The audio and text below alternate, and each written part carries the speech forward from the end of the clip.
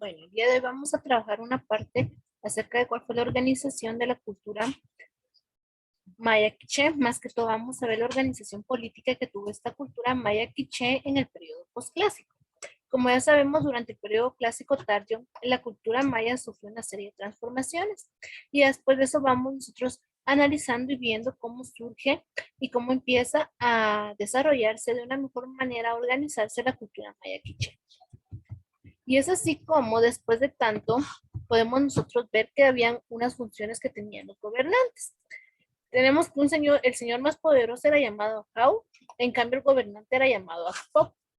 Una función que tenía el gobernante, aparte de tener todo el poder, tenía funciones militares, funciones espirituales, ya que recordemos que durante la cultura maya se hacía mucho la relación de lo que era un gobernante que era representante de un dios, o en algunos casos también era parte de la religiosidad o de las divinidades de ese tiempo.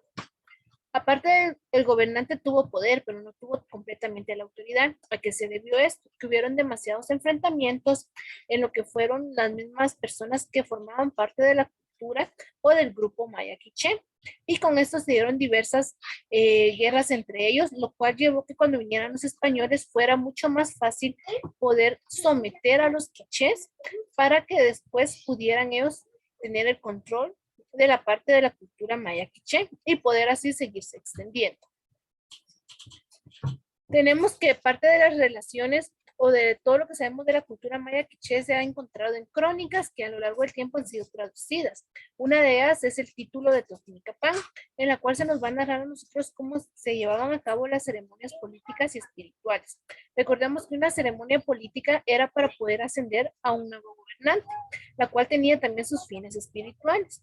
En esta crónica nos muestra más que todo cómo fue la ceremonia para el gobierno del rey Kikau.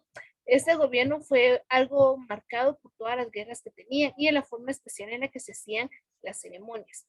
Es importante mostrar también de que todos los prisioneros que eran capturados en ese entonces eran sacrificados y después de eso eran quitadas sus pieles, las cuales eran puestas a los gobernantes y oficiales principales.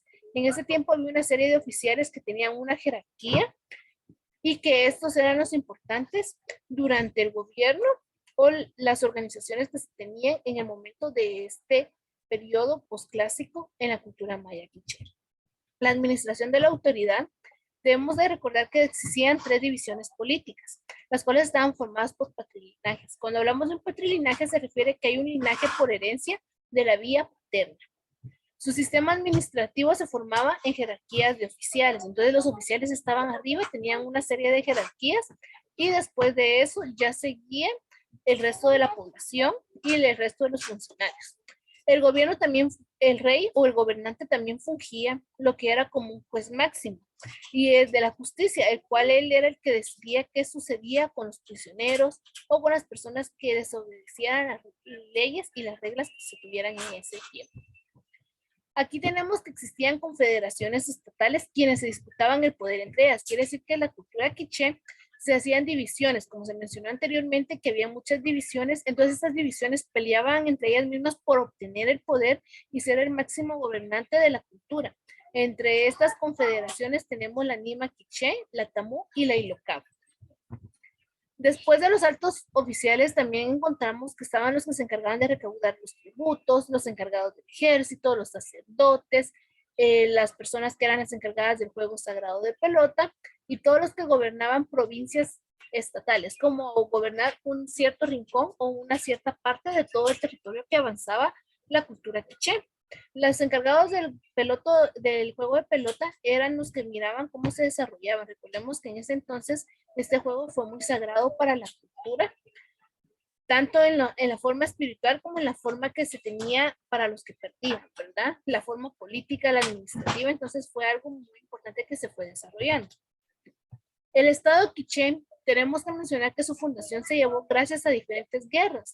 Estas guerras las realizaban ellos para poder conquistar, para poder expandirse y fueron llevadas a cabo en la zona actual del Quiché, en el altiplano de Guatemala y en el occidente actual de lo que es el país de Guatemala.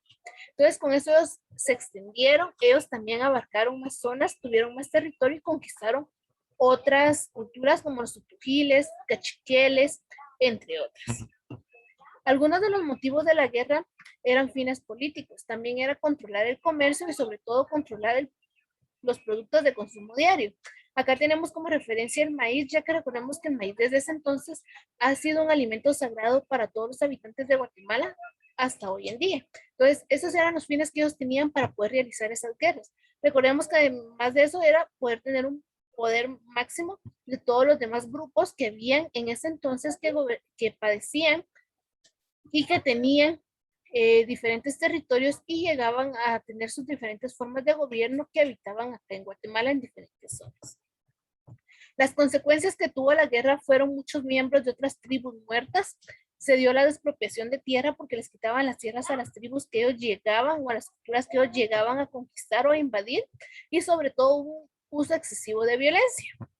Todos los prisioneros que eran en ese momento que eran capturados eran sacrificados después de la guerra, como es en las ceremonias o en otras actividades especiales, ¿verdad? Entonces, el pueblo quiché fue un pueblo muy guerrero, fue muy marcado por el uso de la guerra, y también vemos cómo tenía entre ellos mismos, incluso había muchos conflictos por el poder, que también desarrollaron guerras entre las mismas personas que habitaban lo que eran en la cultura maya quiché. Eso es todo.